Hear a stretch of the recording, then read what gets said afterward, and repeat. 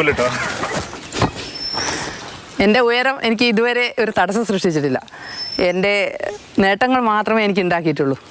എൻ്റെ സ്മാഷ് വരെ അതിന് ഒരു പ്രധാന കാരണമാണ്. ഇപ്പോൾ അടിച്ചില്ലേ, അത് തന്നെ എൻ്റെ ഉയരത്തിൻ്റെ ഒരു പ്രധാന ഗുണമാണ്.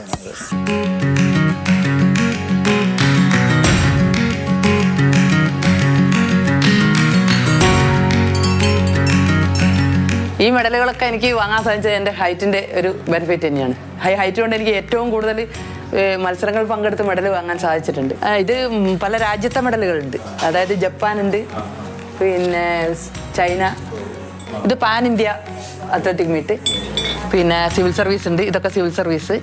പിന്നെ മാസ്റ്റേഴ്സ് അത്ലറ്റിക് മീറ്റ് ഉണ്ടായിരുന്നു. ഇതിപ്പോൾ അടുത്ത് കഴിഞ്ഞ വർഷം ദുബായി പോയിരുന്നു.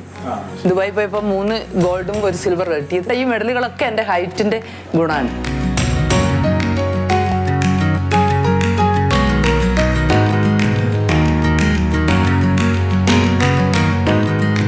ഈ ആളുകള് പിന്നെ ഉയരത്തിന് വേണ്ടി സഹായത്തിനൊക്കെ വിളിക്കൂലേ അങ്ങനെ?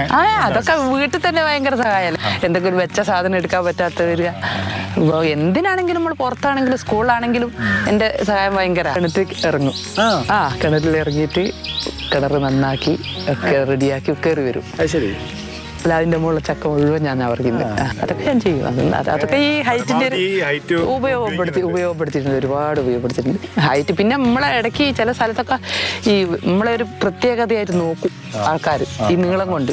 നീളം വനിതകൾക്ക് പൊതുവേ കുറവായിരിക്കും. ഇപ്പോൾ ഇടയ്ക്കൊക്കെ ഉള്ളതിൽ ഞാൻ തന്നെയായിരിക്കും ഏറ്റവും കൂടുതൽ. അപ്പോൾ ആൾക്കാർ ഇങ്ങനെ കൗതുകത്തോടെ നോക്കും. മാലിദ്വീപിൽ ഞാൻ കളിക്കാൻ പോയ സമയത്ത് അങ്ങനെ അവിടെയുള്ള ആൾക്കാർക്കൊന്നും ഹൈറ്റ് ഇല്ല. അവിടെ ഒരു ക്ലബിന് ഞാൻ കളിച്ചു കൊടുത്താ. ഒരു 4 വർഷം കളിച്ചിട്ടുണ്ട്. ഫിസിക്കൽ എഡ്യൂക്കേഷൻ പോയി കളിയൊക്കെ തുടങ്ങി. അതിന് ശേഷം പൊക്കം വന്നതാ. പൊക്കം വെച്ച് പൊക്കം കൂടിക്കൊണ്ടിരിക്കുമ്പോൾ എനിക്കൊരു ഇഞ്ചുറി പറ്റി ഡൽഹിയിൽ നിന്ന്, മുട്ടിന് ഇന്ത്യൻ ക്യാമ്പിൽ നിന്ന്.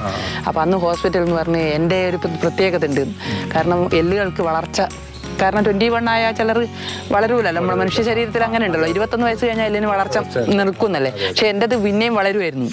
അപ്പൊ അന്ന് ഒരു ഇഞ്ചക്ഷൻ അവിടെ നിന്ന് ചെയ്തിട്ടുണ്ടായിരുന്നു, വളർച്ച നിർത്താൻ വേണ്ടിയിട്ട്. ഇല്ലെങ്കിൽ പിന്നെയും ഉയരം വെക്കുമായിരുന്നു എന്നാ പറഞ്ഞവർ, ഡോക്ടർമാർ പറഞ്ഞു. കാരണം എൻ്റെ വിരലുകൾക്കൊക്കെ അപാര നീളാ. സാധാരണത്തേനേക്കാൾ കൈക്കൊക്കെ ഭയങ്കര വലുപ്പമാണ്.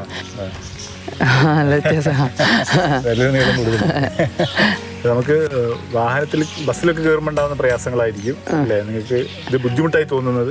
നമ്മളെ വട്ടോളി പോലുള്ള ചെറിയ ഏരിയകളിൽ കുട്ടി ബസ്സുകളിൽ നിൽക്കാനുള്ള ബുദ്ധിമുട്ടുണ്ടാവും. പക്ഷെ എന്നെ ഇരിക്കാനും പ്രയാസാ. അമ്മോ വൈകുന്നേരം സ്കൂൾ വിട്ടിട്ട് വരുന്ന ചെറിയൊരു 4U എന്ന് പറഞ്ഞൊരു ബസ്സാ. വളരെ ചെറിയ ബസ്സാ, വട്ടോളി കൂടെ പോകുന്ന ബസ്സാ, താമരശ്ശേരി. അതിൻ്റെ അകത്ത് ഇരിക്കണമെങ്കിൽ കാല് പുറത്തേക്ക് ഇട്ടിരിക്കും. അതൊരു നിൽക്കാനും കഴിയില്ല. പക്ഷെ അതൊന്നും ഒരു ബുദ്ധിമുട്ടായിട്ട് എനിക്ക് ഇന്ന് വരെ തോന്നിയിട്ടില്ല. അതൊക്കെ ചെറിയ, അതിനേക്കാൾ എത്രയോ വലിയ നേട്ടങ്ങളും കൂടെ ഹൈറ്റ് കൊണ്ട് കിട്ടുമ്പോൾ എനിക്ക് ബുദ്ധിമുട്ട് തോന്നുന്നില്ലായിരുന്നു. കാർ ലേശം ബുദ്ധിമുട്ടുണ്ട്. കാരണം എൻ്റെ വാഗണർ ആയതുകൊണ്ട് വലിയ പ്രശ്നമില്ല. മറ്റേ കാറുകളൊക്കെ ആകുമ്പോൾ സ്റ്റിയറിങ്ങിനൊക്കെ തട്ടിപ്പോവുക. വാഗണർ അതിനനുസരിച്ചിട്ട് അതെടുത്തത്, പുതിയ വാഗണർ എടുത്തത്. എൻ്റെ ആൾട്ടോ ആയിരുന്നു. പക്ഷെ ഭയങ്കര റിസ്ക്. സീറ്റൊക്കെ വേഗമാക്കി ഇടണം. ടീച്ചർ അത്ര പക്ഷെ എന്നാലും അത്യാവശ്യം ഞാനും പിടിക്കും. ഈ ഹൈറ്റിന്റെ സാധ്യത എനിക്ക് വേണ്ട രീതിയിൽ ഉപയോഗപ്പെടുത്താൻ പറ്റാതെ ഇനി ഇഷ്ടംപോലെ അവസരങ്ങളല്ലേ. വോളിബോൾ ഫീൽഡിൽ ഇനിയും പ്രായമൊന്നുമില്ലല്ലോ. ആ വോളിബോൾ ഫീൽഡിലേക്ക് വന്നു കഴിഞ്ഞാൽ ആ ഹൈറ്റ് ഉപയോഗപ്പെടുത്താലോ, അത്രയും നന്നായിട്ട്. ഇപ്പോഴത്തെ കണ്ടതിൽ സന്തോഷം. Okay, thank you. ഈ സാധ്യതകളൊക്കെ ഉപയോഗപ്പെടുത്താൻ പറ്റുമോ നോക്കാം. അതെ, ഇനിയും എനിക്ക് തോന്നുന്നു ഇനിയും കുറച്ചുകൂടി ഹൈറ്റ് ഉണ്ടായിരുന്നെങ്കിലോ എന്ന് ഞാൻ ആലോചിക്കുന്നുണ്ട്. ക്യാമറമാൻ ഷിജിൻ നരിപ്പറ്റൊപ്പം മുഹമ്മദ് ഷഹീദ്, മാതൃഭൂമി ന്യൂസ്.